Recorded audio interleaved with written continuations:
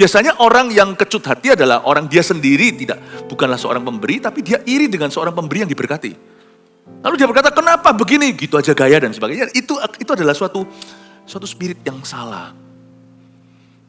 You see, ada sesuatu tuaian, ada tuaian tertentu yang Tuhan hanya berikan pada pemberi yang memberikan dengan happy, dengan sukacita.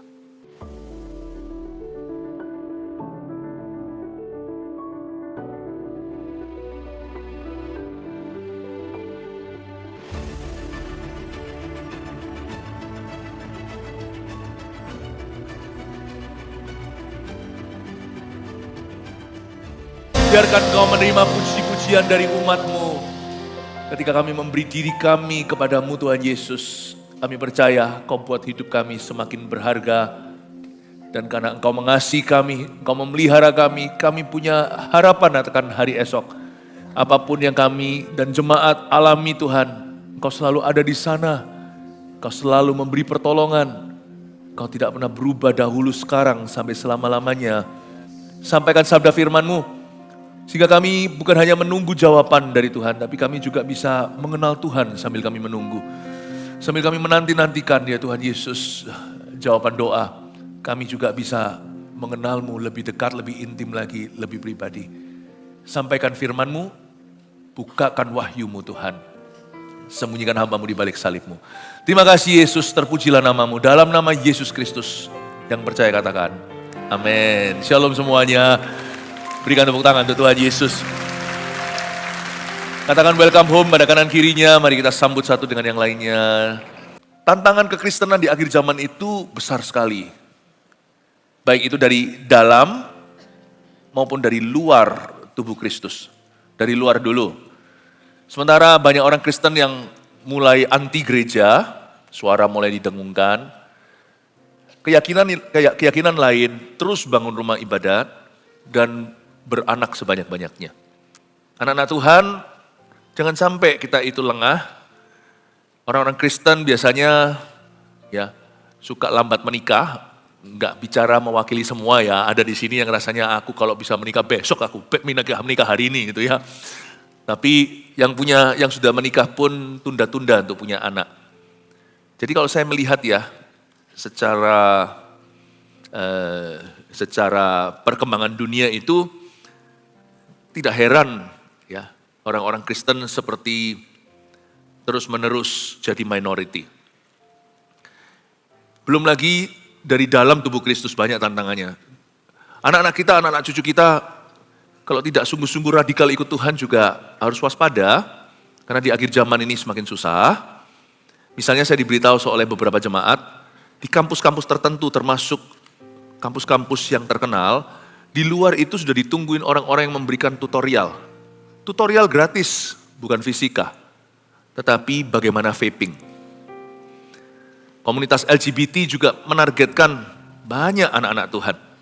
Kita mesti waspada. Dari dalam tubuh Kristus, dari dalam gereja sendiri, orang-orang Kristen mencoba menggeser 3 hal ini yang saya pernah nubuatkan dan peringatkan 31 Desember 2023 waktu kebaktian tutup tahun di rooftop sini. Yang pertama adalah bahasa roh. Semakin banyak sentimennya. Kalau sampai ini bergeser, maka banyak gereja akan mati rohani. Orang Kristen kekeringan rohani. Orang Kristen yang kering rohani pasti mudah goyah. Lalu belum lagi berikutnya kesembuhan ilahi yang selalu menjadi kontroversi. Harapannya adalah tanpa disadari mungkin orang-orang Kristen yang suka melawan hal-hal ini. Ini sebenarnya seperti menyetujui bahwa anak-anak Tuhan seharusnya lemah secara fisik.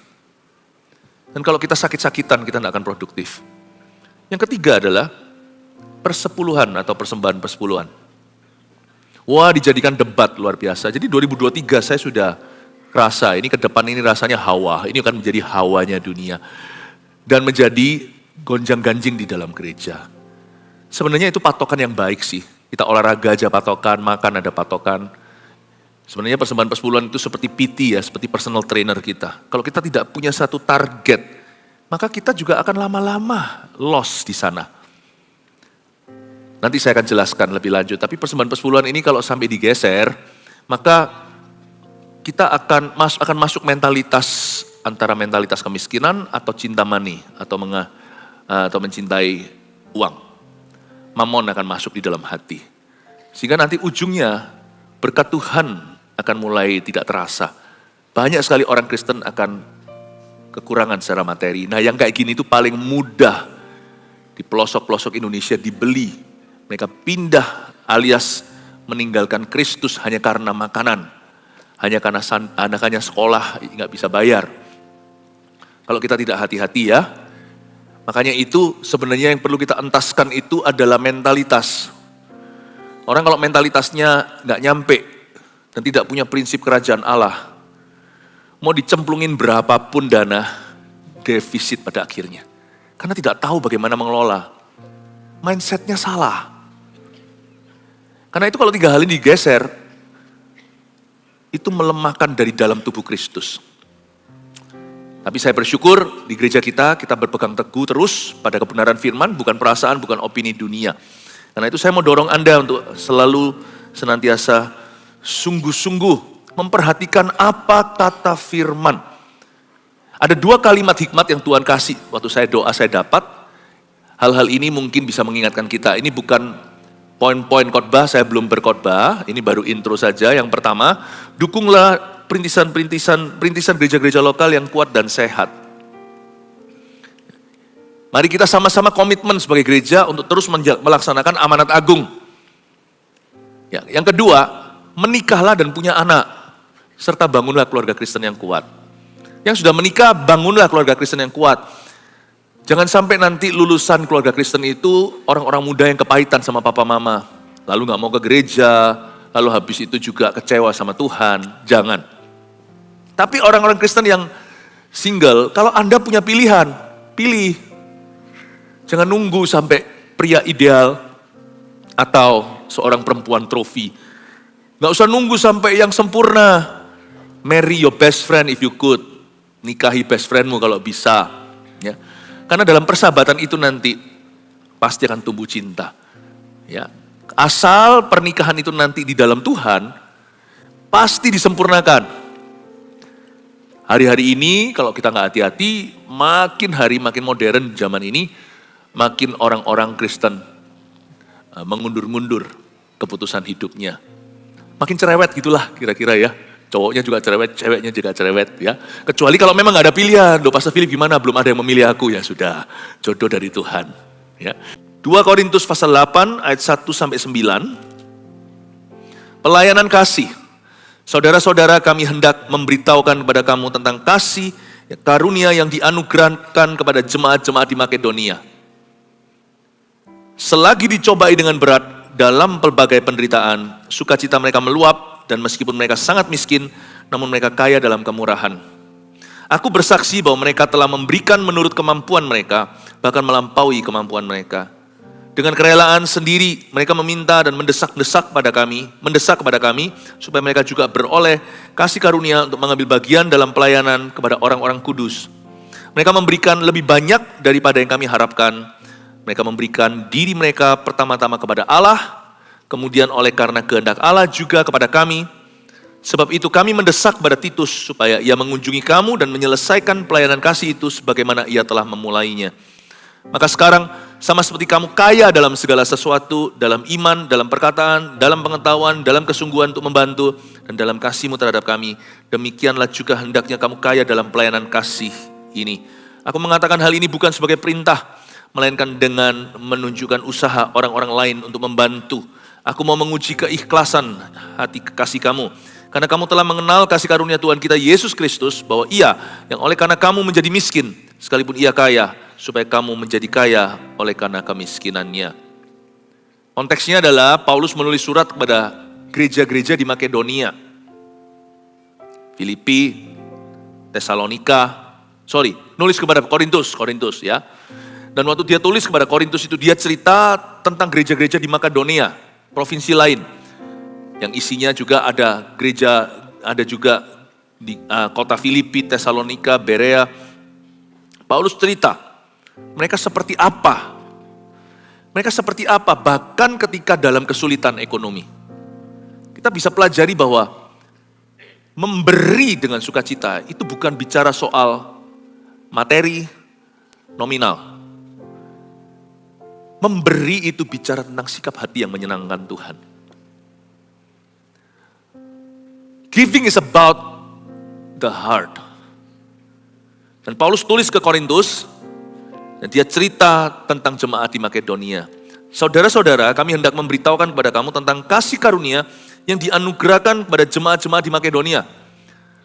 Kalau orang ngomong begini tentang orang lain, oh orang itu memperoleh sebuah kasih karunia, pikiran kita langsung adalah menerima. Dia dapat apa ya? Terima kado apa?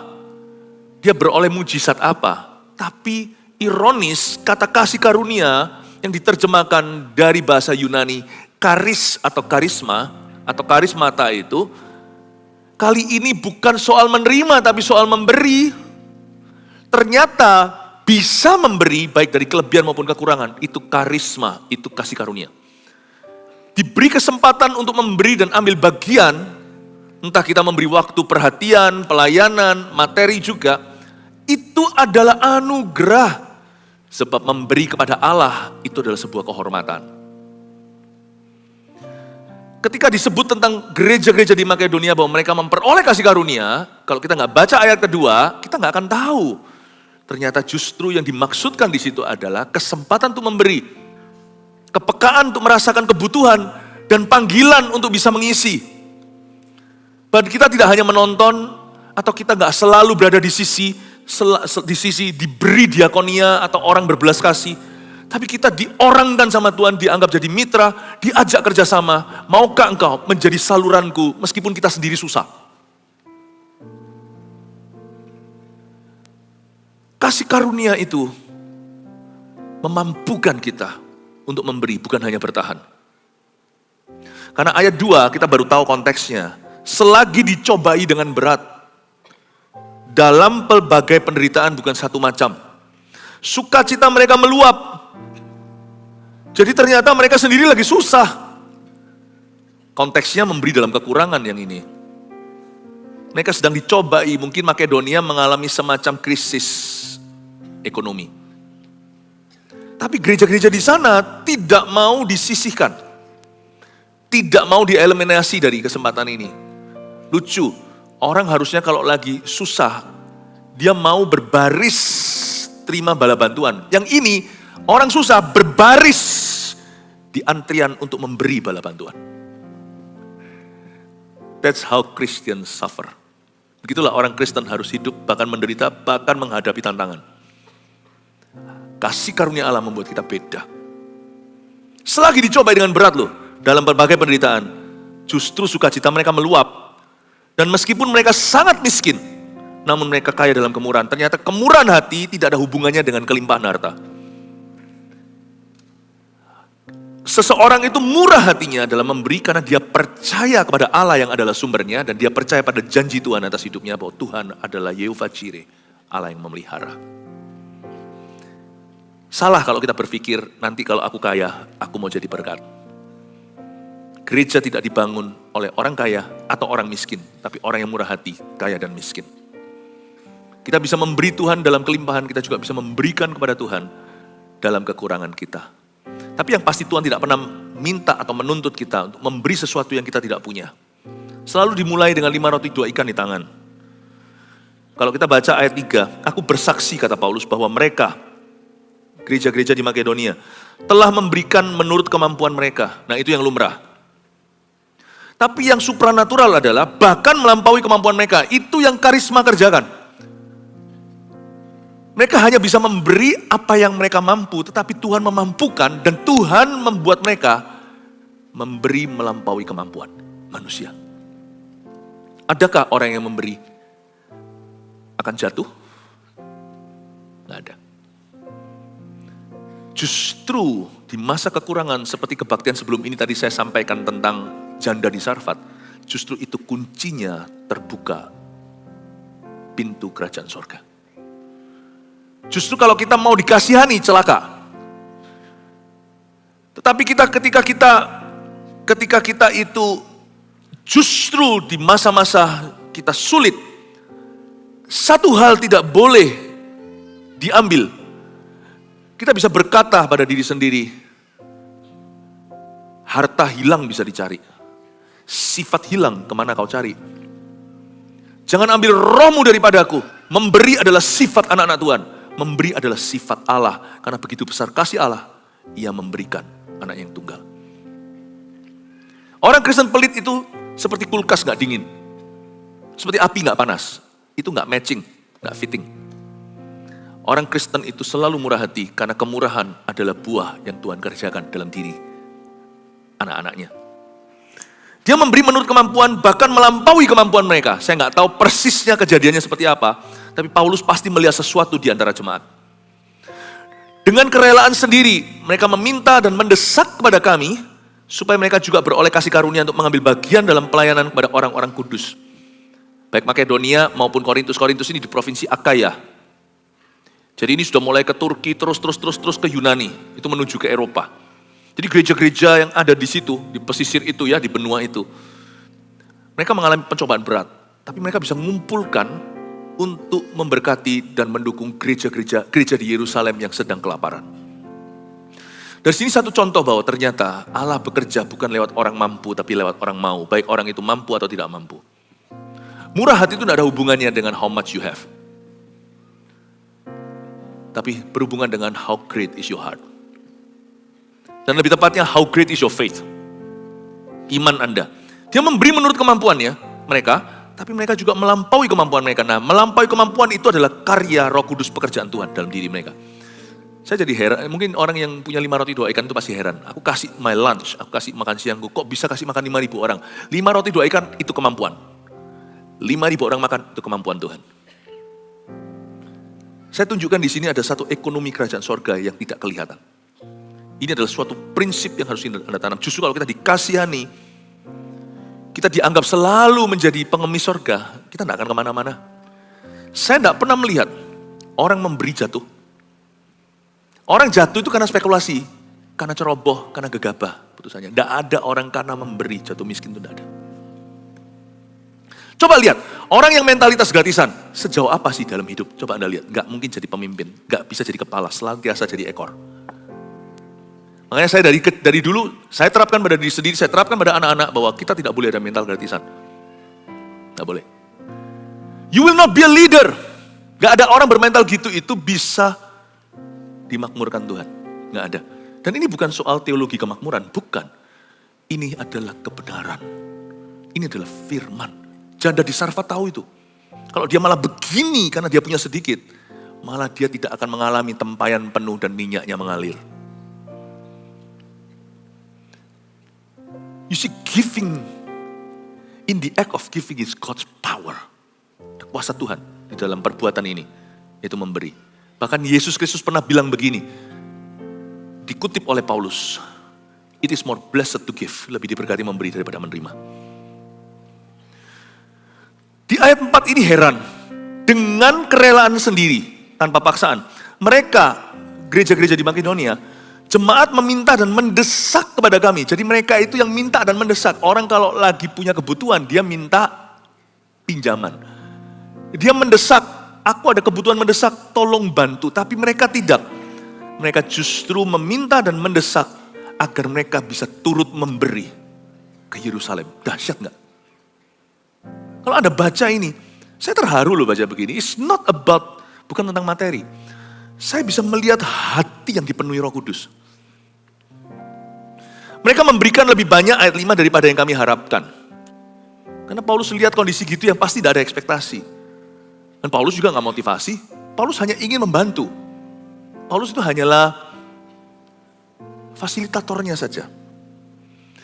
Tapi kenapa kok Tuhan memampukan mereka? Karena mereka melakukan satu hal ini. Kalimat kedua dari ayat 5, mereka memberikan diri mereka pertama-tama kepada Allah, kemudian oleh karena kehendak Allah juga kepada kami. Yang membuat pemberian mereka itu dikenan Tuhan dan dimultiplikasikan adalah karena mereka pertama-tama memberi diri kepada Tuhan.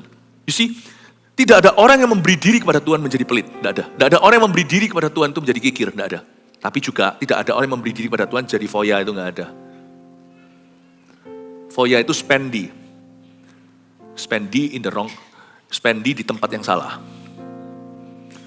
Hemat sama hal-hal yang diperintahkan Tuhan, bahkan hemat dalam hal-hal yang smart, tapi brol-brolan, loss sama sekali terhadap dirinya dan keinginan. Nah, itu adalah kebodohan.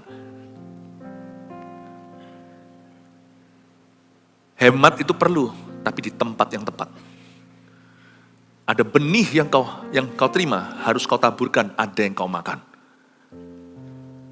Antara hemat dengan mana yang ditaburkan, mana yang dipakai untuk menikmati kehidupan, di situ ada hikmat Tuhan. Nanti saya jelaskan.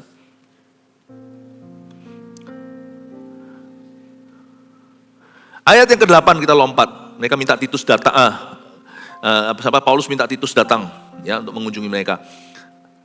Aku mengatakan hal itu bukan sebagai perintah ayat 8, melainkan dengan menunjukkan usaha orang-orang lain untuk membantu. Aku mau menguji keikhlasan kasih kamu. Paulus berkata gini loh, pengumpulan dana ini bukan sebagai perintah, meskipun memberi itu perintah Tuhan. Tapi Paulus naikkan levelnya dari hukum Taurat ke hukum kasih. Dia berkata, melainkan dengan menunjukkan usaha orang lain untuk membantu. Kamu lihat Makedonia kayak apa, Akaya mau nurut enggak? Aku mau, kata Paulus, menguji keikhlasan kasih kamu. Dia angkat dari hukum Taurat menjadi hukum kasih. Saya menerapkan sejak saya lahir baru 36 tahun yang lalu. 92, sekarang 2006, 34 tahun yang lalu. Dari hari pertama saya terima Tuhan, masih SMA, saya belum mencari nafkah. Saya mengembalikan setiap saya dapat uang, pertama-tama kepada Tuhan di dalam gereja. Saya memberikan 20% daripada my allowance atau uang saku saya. Tiap minggu, saya per minggu ngasihnya. Nggak nunggu sebulan karena anak muda takutnya ini perut lapar buat makan-makan. Saya terapkan. Tuhan Yesus tidak datang meniadakan hukum Taurat. Tapi dia menggenapinya. Jadi kita tidak bisa melihat suatu hukum misalnya tentang memberi, di antaranya tidak hanya satu-satunya, memberikan persembahan persepuluhan di Maleaki itu tidak ditiadakan. Tapi berubah menjadi hukum kasih. Saya tidak memberi 10, bukan kebiasaan saya. Dari hari pertama saya memberi 20. Dan saya tidak ajarkan bahkan kepada anak-anak saya. Saya tidak terapkan, tapi alangkah baiknya kita semua itu punya patokan. Itu yang disebut dengan aku tidak menyampaikan ini sebagai perintah, meskipun memberi adalah perintah Tuhan. Perintah itu adalah PT atau personal trainer kita. Perintah Allah di dalam firman, baik itu di perjanjian lama maupun perjanjian baru, itu sebagai pakem, sebagai patokannya. Sebagai patokannya.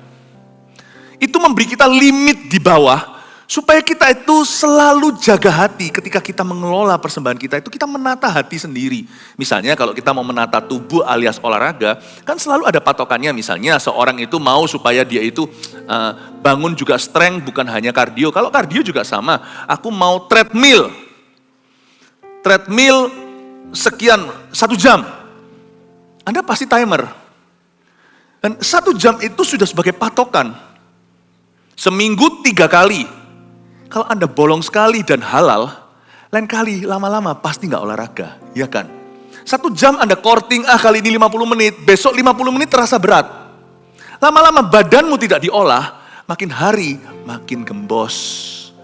Kalau kita memberi juga tidak ada perintah, meskipun waktu kita melakukannya itu dengan keikhlasan kasih, nanti lama-lama kita punya disiplin, disiplin kita malahan jadi rendah, bukan tinggi. Tanpa disiplin, daging kita itu mudah kompromi.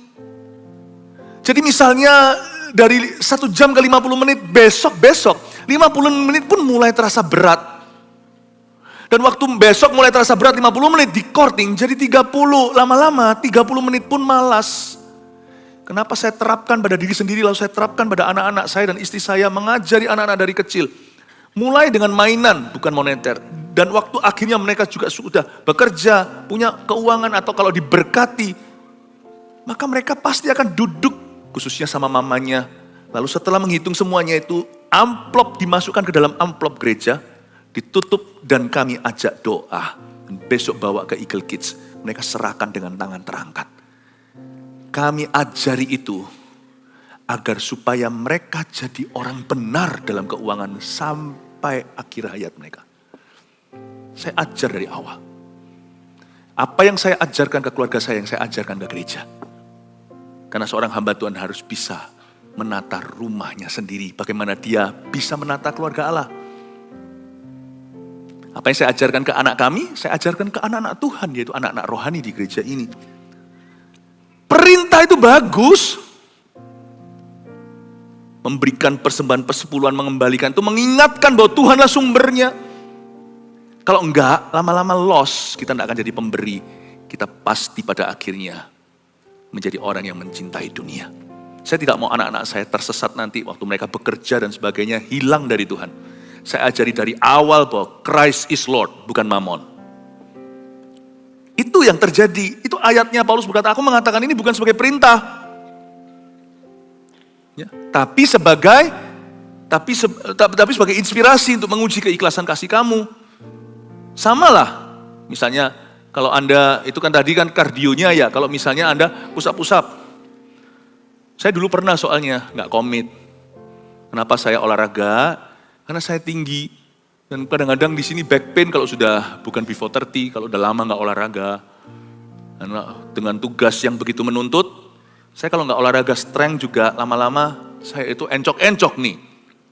Ya, maka saya olahraga. Saya janji pada diri sendiri, misalnya sekali push up 20, saya punya target 100, misal contohnya. Lama-lama males. 20, aduh capek 15 aja. Sungguhan loh, gak perlu sampai 1 minggu, saya sudah gak push up lagi. Saya give up, bukan push up. Kalau kita courting begitu. Kalau lagi latihan perut ya, core gitu ya, plank itu kayaknya 1 menit terasa seperti forever. Saya bohongin diri, bukan bohongin, saya trik diri sendiri berkata, ini 1 menit setengah. Jadi 1 menit terasa lebih ringan. Tapi kalau 1 menit, sudah belum, baru 10 detik. Jadi kalau kita tidak punya patokan, kita melorot. Melorot lalu habis. Perintah itu bagus, membuat kita disiplin. Bangun tidur, doa, baca Alkitab. Berapa pasal? Fix. Doa, berapa menit? Fix. Memberi, fix. Itu membuat saya disiplin. Dan membuat anak-anak saya satu-satu menjadi orang Kristen yang stabil. Ayat ini mengajari kepada kita bahwa giving itu harus training. Dan giving itu membuat kita masuk dalam satu lifestyle gaya hidup yang menyenangkan Tuhan. Karena kita tahu, kita taruh Kristus pada pusat keuangan kita. Karena itu saya tidak mau ikut yang namanya suku debat. Ini adalah hak, bukan kewajiban saja. Bagi saya dan keluarga saya, this is our privilege untuk jadi orang benar di dalam mengelola keuangan kami. Nah sekarang saya ajarkan kepada Anda, bagaimana caranya Anda menata hati. Karena kamu telah mengenal kasih karunia Tuhan kita Yesus Kristus, bahwa Ia yang oleh karena kamu menjadi miskin, sekalipun Ia kaya, supaya kamu menjadi kaya oleh karena kemiskinannya. Ini bukan soal materi dan kemakmuran, miskin menjadi kaya, kaya menjadi miskin. Ini bicara tentang bagaimana kita itu mengalami tuaian yang dari Tuhan. Dan tuaian dari Tuhan itu tidak semuanya materi, tuaian dari Tuhan juga tuaian rohani. Kita lihat pasal 9 ayat 6-11, saya akan jelaskan. Camkanlah ini, orang yang menabur sedikit akan menuai sedikit juga, dan orang yang menabur banyak akan menuai banyak juga. Hendaklah masing-masing memberikan menurut kerelaan hatinya, jangan dengan sedih hati atau karena paksaan. Sebab Allah mengasihi orang yang memberi dengan sukacita, garis bawahi. God loves the cheerful giver. Allah mengasihi orang yang memberi dengan sukacita. Di ayat yang ke-7 itu ayat yang sangat terkenal. God loves the cheerful giver. Kata Allah mengasihi di sini itu bukan kasih Allah yang tanpa syarat. Kalau agape love itu untuk semua orang, for everybody, termasuk pendosa yang terburuk. Pemberi, tidak pemberi, semua dikasih Tuhan. Tapi kata Allah mengasihi di sini adalah, ini artinya ada magnet hadirat Tuhan. Allah mengasihi di sini itu artinya Tuhan menunjukkan favor-favornya kepada orang itu. Ada suatu tuaian yang tidak dimiliki oleh orang-orang yang tidak menabur maupun memberi. Allah mengasihi di sini bukan kasih tanpa syarat, itu untuk everyone, untuk setiap orang, tapi Allah menunjukkan favor-favor yang dimiliki oleh orang-orang yang memberi dengan sukacita. Itu seperti kita punya 3 anak, 5 anak. Semua yang ini kikir, yang ini pelit, yang ini berantem terus. Masa anak-anak itu kita buang dari rumah, kita jadikan yatim piatu? Ya enggak. 5-5 ya pasti sama I love you. Tapi anak yang ketika dapat ice cream, kasih adik dulu ge, kasih kakak dulu ge, kasih. Anak yang hatinya itu memberi, dia sukacita saat memberikannya. Papanya pasti berkata, I love you, I love you, I love you, I love you, I love you semuanya. But I like you. Memberi itu membuat kita masuk ke dalam satu realm, satu alam yang berbeda. Kita bukan hanya menerima agape love, kasih tanpa syarat. Mau si bungsu yang hilang dari rumah foya-foya pun dicinta. Tapi kita masuk ke dalam bidang baru, di mana Tuhan berkata, I not only love you, but I like you. Orang yang memberi dengan sukacita itu seperti di like sama Tuhan. Itu memang beda. Ada favor-favor tertentu. Kita tidak boleh iri. Biasanya orang yang kecut hati adalah orang dia sendiri bukanlah seorang pemberi, tapi dia iri dengan seorang pemberi yang diberkati. Lalu dia berkata, kenapa begini? Gitu aja gaya dan sebagainya. Itu adalah suatu spirit yang salah. You see, ada sesuatu tuaian. Ada tuaian tertentu yang Tuhan hanya berikan pada pemberi yang memberikan dengan happy. Dengan sukacita. Seperti orang Makedonia itu loh, karisma. Mereka justru antri minta ambil bagian.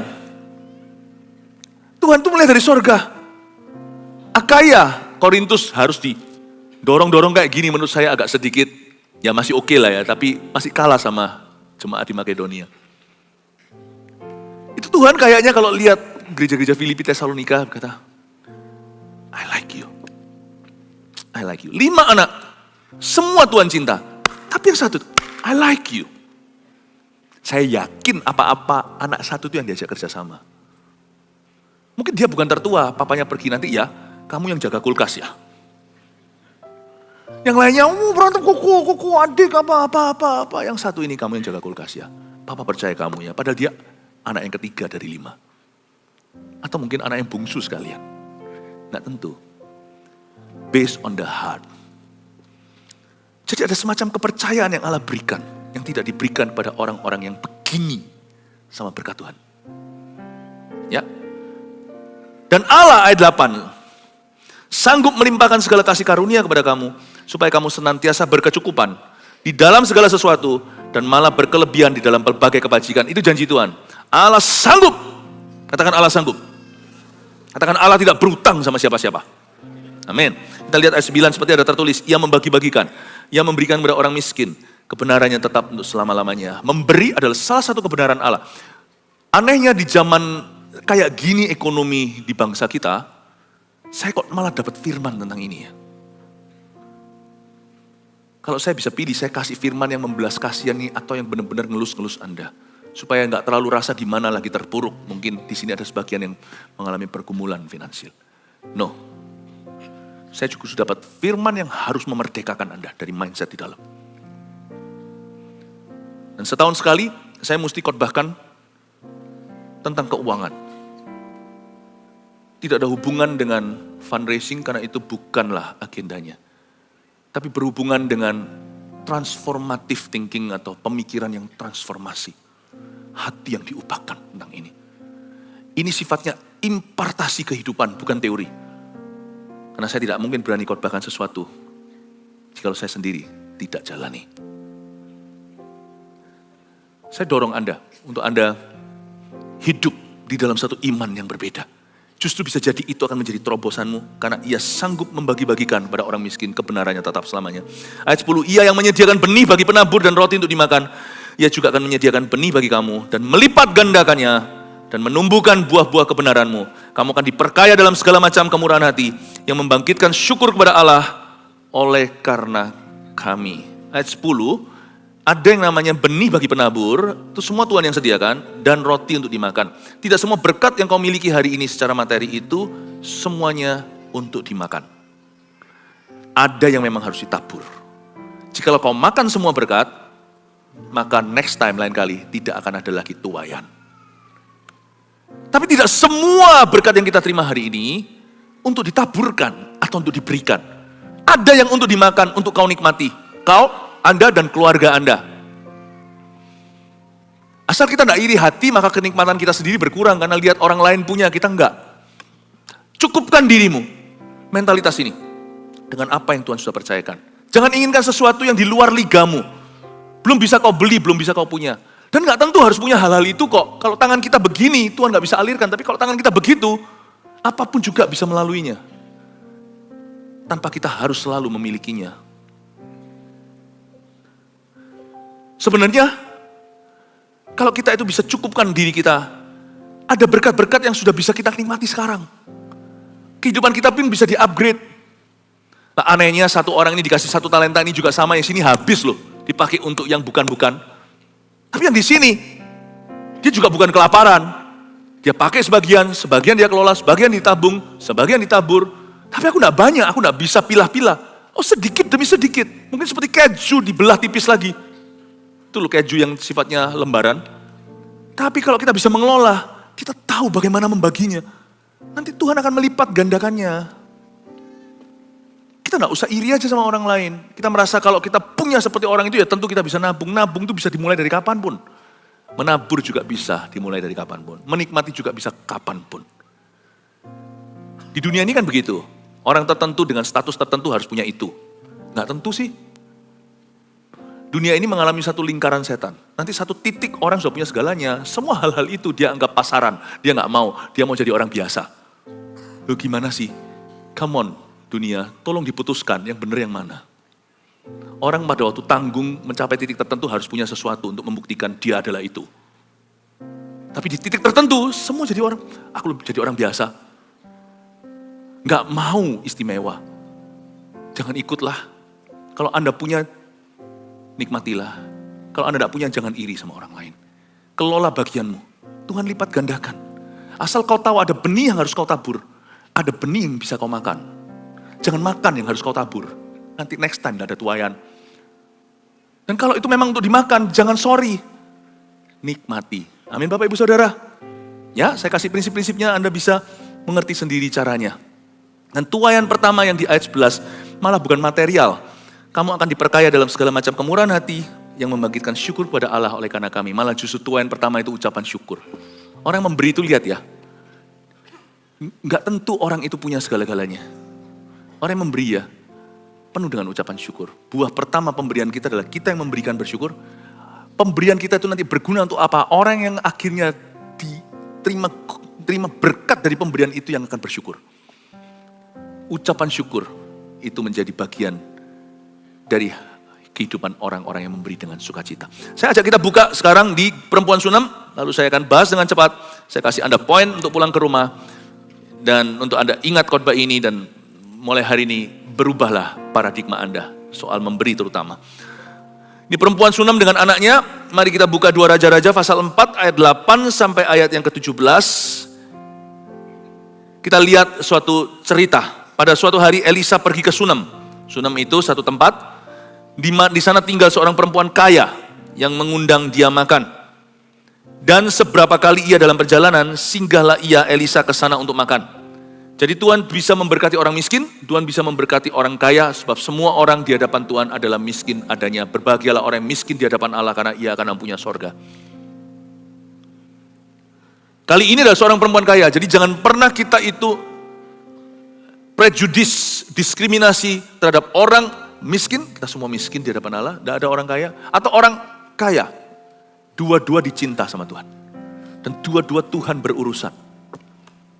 Jangan lupa Tuhan bisa pakai orang miskin, nelayan biasa seperti Petrus, Tuhan juga bisa pakai Yusuf dari Arimatea. God can use anyone. Jangan jadi komunis, jangan jadi kapitalis. Lebih baik kingdom of God aja. Kerajaan Allah. Berkatalah perempuan itu kepada suaminya. Yang cewek ngomong gini, Han, gitu ya, Hani ya. Nggak ada tulisannya ya. Sesungguhnya aku sudah tahu bahwa orang yang selalu datang kepada kita itu adalah abdi Allah yang kudus. Hatinya itu baik.